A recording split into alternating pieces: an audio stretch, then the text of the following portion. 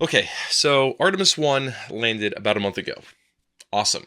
For all intents and purposes, successful mission. And I've been doing a lot of thinking about how did this mission impact our society, impact people's perspective of our place in the universe, and get them excited for future human exploration. And for all intents and purposes, the been able to come across has shown minimal large impact outside of the space community. I want to kind of go over the mission, highlight some of the big wins that NASA had, which they've had significant, but also discover what opportunities there might be for NASA to get some more wins under their belt for the Artemis program, because I want to see this succeed. We have humans going up on Artemis 2. We have the Starship program. There's so many exciting things to look forward to. But when you have these huge missions that are such big swings, we got to nail it and get the whole country, get the whole world, frankly, excited about the mission outside of just the space community, because we're going to need that support when the times aren't so great. So let's get into it.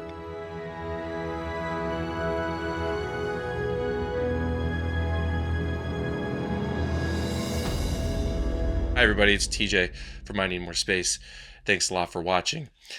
So, like I said in the intro, been thinking a lot about the Artemis program, and this is all love. I'm coming at this from all love for NASA. I'm so proud of where the mission ended up in terms of hitting its goals and timelines, and for all intents and purposes, no major flaws that, at least from the outside, anybody has been able to take notice on. I really want what's best for NASA and for the Artemis program. And a big part of that is getting society to back these missions. Generally, people, support NASA. They think it's great. It's wholesome. Both sides of the aisle want to continue to fund NASA. Obviously it brings high-paying, high-educated jobs to their districts.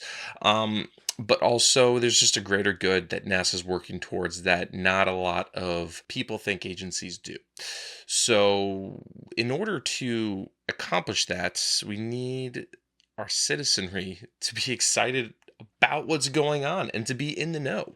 But at least for me personally, I spoke with several people during the Artemis 1 mission who are not in this space universe, and asked them, so we're at the moon right now. Isn't that so cool? Like, what are you talking about? What's at the moon? A space, like, and I explained to them, a spacecraft is at the moon that's designed to carry people. And like, oh, cool. Like, I didn't really think much about it. Now, obviously, Artemis 1 had a lot of things that was working against it. There were no people on board, which obviously is oftentimes the X factor to get that more general interest, which on future missions moving forward, that's not going to be an issue. Like, knock on wood. This is a milestone. Something that has been done since 1972. So let's start from the beginning, the launch. Okay, so as we all know, the mission scrubbed a few times during daytime launch windows. Now, that happens. It's a big bummer. The first window, there were celebrities that were going to be at the mission, some performances, really trying to bring in that wider society's attention, kind of get our simple monkey brains to look at the shiny object. Obviously, that didn't work out because there were some issues with the rocket. NASA had to scrub them, and I don't blame NASA for that. And nor necessarily do I blame them for the time that this mission launched, which was at, I believe, 1:47 a.m. Eastern Standard Time, which is a tough time to get a win. NASA needs to launch this rocket at the right windows at the right times. But another factor that I think really needs to be considered in the future missions that have people on board, especially for the next few, really prioritize daytime missions, because this flight was missed by most Americans live. They didn't get to experience it. And also, I'm sorry, I'm speaking with the emphasis, on Americans. The Europeans did contribute to this project with ESA. The United States and NASA being like the prime funder and parent of this project.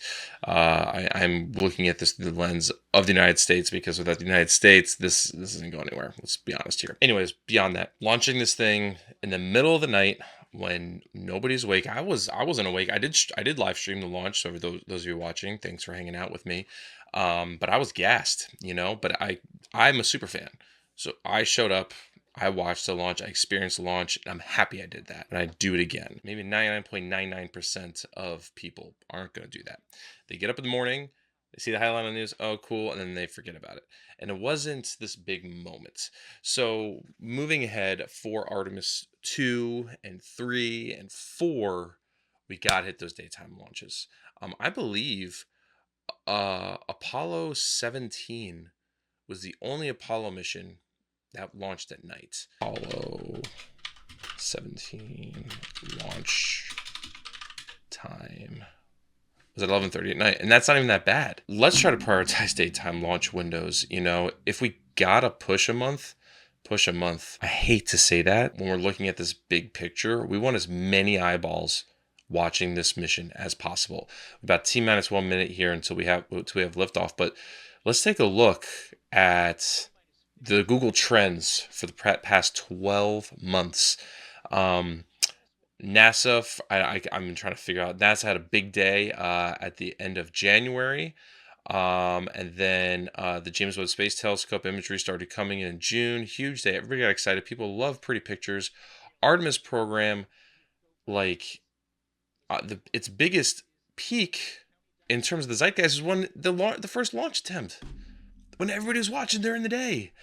And then finally, when it launched, it did, move the needle a little bit, but in comparison to the agency at large and its the competing large program at this time, James Webb, didn't even get close. So just some perspective here. And when you look at the trending topics during this period too, Artemis actually was the #1 trending topic on Twitter for a period of time, but it was during the time of day in which everybody was asleep. So you take that for what it's worth. It would have been awesome if this #1 trending topic was during the day when everybody was at work and school and having lunch and talking about it. I feel like I've been beating the time thing like a dead horse, but it just has to be said. Now, I've heard the Artemis 2 mission is prioritizing a daytime landing, which means it's very likely that there will be a daytime launch. So fingers crossed there. All right. Now we're about to launch the rocket. Everybody's geeked. Oh man, the RS-25s are lighting up. Okay, this might actually happen. Oh, the solid's lit. Oh my god. Okay, we're going to space. And okay, nighttime launch. Epic. That's an epic shot. No doubt about that. Beautiful. I'd love to have that at 9:30, but I'll take it whenever. We're going to space. And this is largely the view that we see for the rest of the ascent. There's no onboard cameras that were sent back in the broadcast.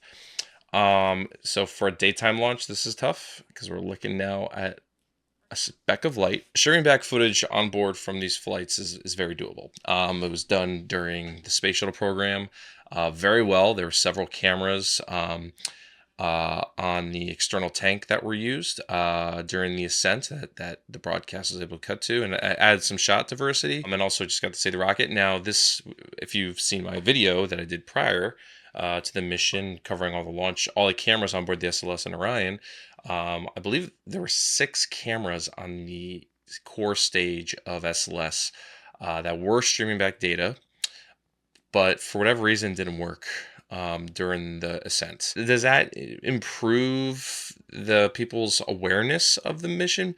Maybe not, but I think it would make a greater impact. So we have a couple of years, unfortunately, until Artemis 2. I think this is something that should be easily solvable. We need to look at the major league team here in terms of live streaming missions, and that's SpaceX. They do this flawlessly every time, and a lot of these people, they all know each other. So we got to get this thing figured out for Artemis 2. And by the way, can we just talk about how beautiful this is? the SRBs separating and the color, with the hydrolocks and man, it's gorgeous. So that's Ascent. Now just talking about imagery of during the mission itself, there's a couple things to think about when it comes to the actual imagery that we saw during the mission. There was live stream footage, which we'll get to in a second. Like, oh my God, random shot, and then it gets cut away. Okay, cool. We're getting some shots outside of the ICPS, and then we're going back to mission control. Show us the rocket. So yeah, in terms of the footage that's getting beamed back during the mission, there's basically 3 different groups of assets we were seeing.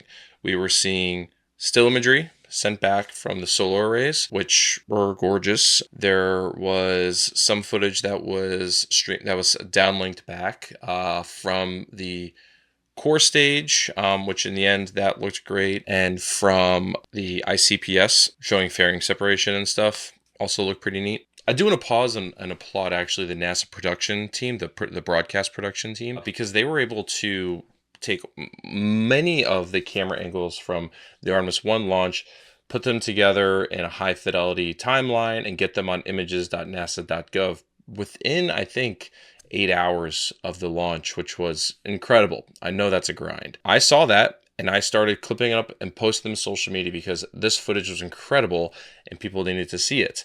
To my surprise, I was like the first person to be posting this footage. NASA included, Boeing included, Lockheed Martin included, and obviously people did enjoy seeing this footage, and it did kind of start sprinkling out in other places. But this was an opportunity, I think, for these accounts, primarily NASA, to own the release of this footage, provide some commentary, show the clip, and become that centralized point to get people excited. My account is very small and compared to NASA, who has tens of millions of followers, I believe, and not only on Twitter, but for Instagram and for Facebook, posting all of this stuff during the day. And it really wasn't like at all. On Instagram, on launch day, they only had 1 post. Maybe days later, some of it was posted, but during the hype of day 1, you didn't see it. So in terms of the production team, kudos, love that. I honestly think that the NASA public affairs folks were just kind of drinking out of a garden hose for the first week after launch. And I'm not sure if it's because they didn't have the resources they needed to really cover this this way. I'm definitely sympathetic to that because I know a lot of the people there are very hardworking, very talented people. But we got to resource up for Artemis 2 so that when this footage comes back, it's getting put out from NASA and not from guy on the internet. I mean, it was great. People like the videos, cool, but I'd much rather share it from NASA because I want to see NASA succeed. I know a lot of you watching do too. So back to the footage that was being sent back during the mission. The actual footage that was sent back from Orion, it was great. We got so much more footage back from Orion than we were really ever anticipating, especially from the live streams. I think if you saw my video, for the streams, we were only expecting minutes or maybe a couple hours worth of footage that was live streamed back from the moon. But we didn't get just a couple hours. We got like dozens of hours of footage, all being streamed not to YouTube, but to some like IBM player. It used to be Ustream, and then IBM bought Ustream, and then became some like IBM proprietary player that NASA was sending the live stream footage back to. And I had found the footage just by chance through a friend, and this footage was coming out, and nobody was seeing live footage back from the moon for days. It was all coming from this player. So I did take it upon myself to then re-stream it onto Twitter so people could actually just see it and knew it was there. And I did link back to the original source, but there was no community aspect. There's no chat, anything like that. Luckily, after a few days, NASA did begin streaming the footage coming back from Orion. For the upcoming missions, that's definitely something that needs to be anticipated. So when it's going live, it's going to be shared on the largest public platform and not some player that you can't find on Google, and you can't literally find it anywhere unless you have a direct link to it. So there's that. In terms of the footage that came back in the live stream, it looked weird. And I'm going to tell you why. So they're using these GoPro sensors on the solar arrays with these custom housings, using an anamorphic lens to kind of get like a wider angle from the vehicle. This allows the camera to see much wider field of view, because these are primarily engineering cameras. Great. So you need to process this imagery when you receive it, so that aspect ratios look proper. Unfortunately, the footage that came back all looked wide and kind of fat. And the conversation online for several different people went from looking at how great this footage is to this looks fake. And that is something that could easily be remedied, processing this footage prior to releasing it on the ground. You don't have to change anything on the vehicle. It can still be streamed back in the format it is, but it can be reconformed. And I know this can be corrected because this smart guy, Simon Schmab, I think is how you pronounce his name. Simon, I'm sorry if I'm butchering it.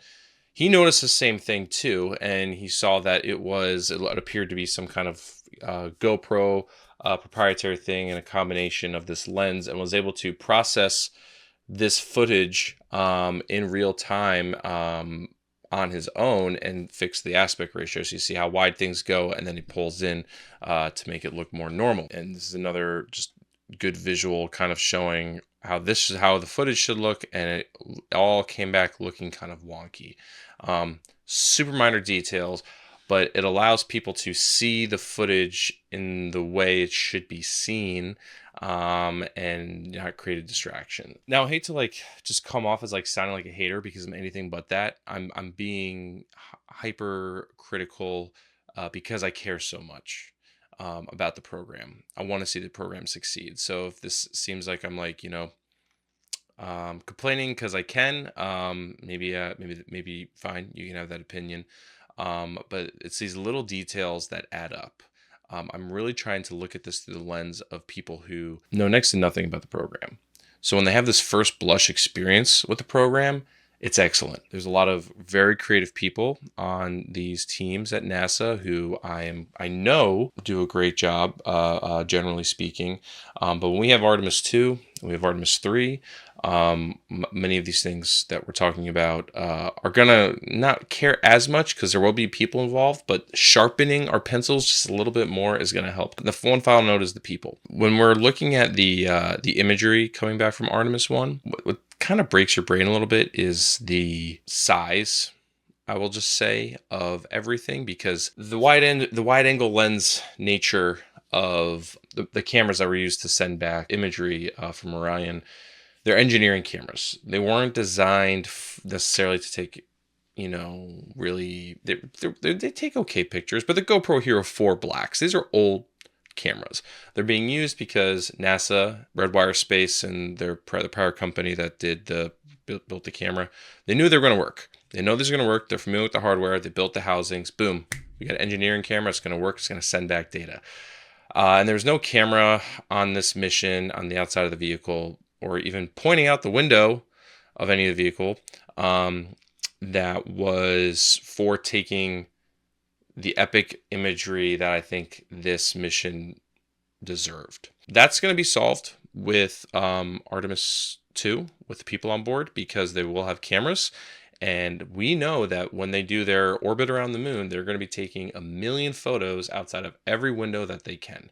And I'm sure that we're going to get tons of great Apollo moments that a telephoto lens can provide us in terms of that depth and that perspective and more accurate sense of scale.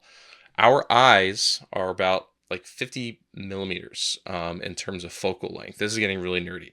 And those cameras that were on Orion, I want to say it was it's 12 millimeter, maybe even smaller. So it's seeing everything so much wider, and that way, so the sense of scale just feels off. So when we have these cameras that are going to be more accurately representative of what we see, I think the imagery is going to be more impactful, which awesome. It's just a missed opportunity for Artemis 1 that really wasn't going to be applicable for Artemis 2 or 3. It just would have been neat to see one camera on board to try to get some of that imagery. But outside of this stuff, which honestly, when you really think about the experience, this is all pretty small stuff. But you know, these little details, I want to see us get right. So those are my thoughts. I'd love to hear what you all think in terms of like how your conversations went with people that aren't in our space community. I know the people that are watching this video are also space super fans and avid enthusiasts, so I'm not expecting, you know, grandma from Illinois to be watching this and be really curious about what happened with the Artemis mission. I want to help find ways and opportunities for NASA to succeed in this mission from a pop culture perspective, so that they can continue to get the support that they need during the good times and especially during the bad times. And we're feeling some really good highs right now, but it's space flight. Things happen as much as we don't want them to. When those things happen that are unpredictable, we're going to need people to remember what makes these missions so special. I'd love to hear how you all talk to your family and friends about this mission. I developed my elevator pitch for a while to get folks excited. We have some time with Artemis 2, and we have lots of more exciting stuff to look forward to with the human landing system, with Starship. I'd also love to hear from you all what you guys thought about this format. Obviously, I didn't script this. This is kind of off the cuff. It's something I'm not very comfortable with, but I want to get back into making more videos. And the scripting and the graphics and the intense research is something that's been a bottleneck for me, and time is not something I have a lot of right now. So if this is a format you like, let me know. I'll keep doing it. I may make a few more videos like this, but anyways, y'all, thanks for watching. I appreciate every single one of you out there, and I'll see y'all next time. Okay, later.